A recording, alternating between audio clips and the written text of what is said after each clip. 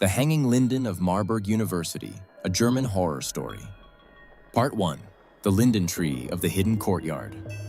There is something almost universally comforting about trees and gardens, sitting in cool shade on a hot afternoon, or feeling raindrops fall through leaves onto your face. But across Germany, in the older university towns, there are particular trees that locals will tell you, quietly and without elaboration, to leave alone, especially after dark. Especially old linden trees, which in Germanic folklore have always occupied a strange double role. Sacred gathering places by day, and something else entirely by night. This is one of those stories. Nicholas, Maximilian, and Felix had just started their first year at the university in Marburg, a town built on steep medieval streets above the Lahn River, where half the buildings seemed older than the country itself. The three of them shared a room in the student dormitory and had become close almost immediately. The way first-year students sometimes do, bonded by shared homesickness and late-night conversations, and the particular freedom of being away from home for the first time. One evening, after exams had finished, Maximilian mentioned something he'd overheard from an older student. Somewhere on the older part of the campus, beyond a section that had been fenced off for as long as anyone could remember, officially for restoration work that never seemed to happen, there was supposed to be an enormous old linden tree, centuries old. The kind of tree that predated the university itself, predated most of the buildings around it, predated the town's modern layout entirely. And people said it was cursed. Nobody official would explain why the area was fenced off. The university's records simply listed it as restricted structural concerns.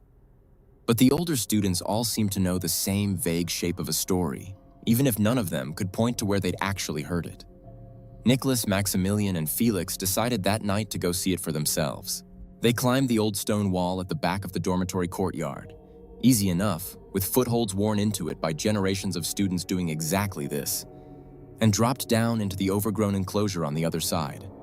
The tree was enormous. It dominated the small courtyard completely, its trunk wider than any of them could have reached around even together, its branches spreading outward and downward in a canopy so dense that the streetlights from the surrounding buildings barely penetrated it.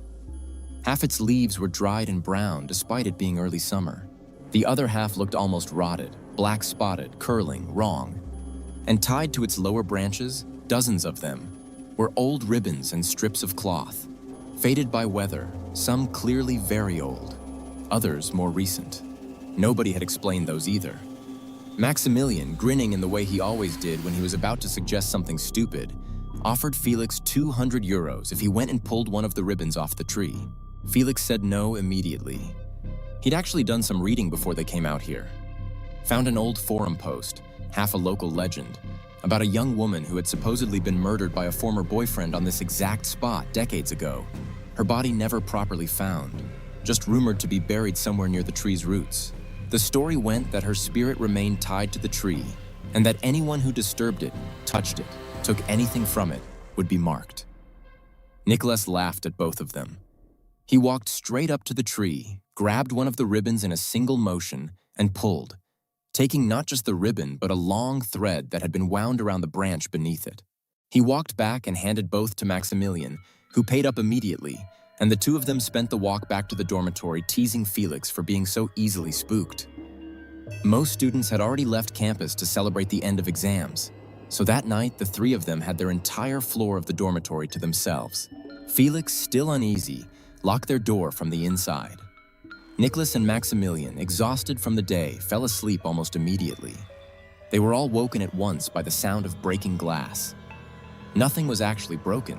They checked everything, the window, the desk lamp, everything intact. But the window kept swinging open by itself, again and again, no matter how firmly it was latched. Nicholas got up to close it, and something about him had changed. The easy confidence from earlier in the evening was gone. He closed the window in complete silence, his movements oddly careful, and climbed back into bed without a word. The moment he lay down, the window flew open again, hard, slamming against the wall, and Nicholas began screaming.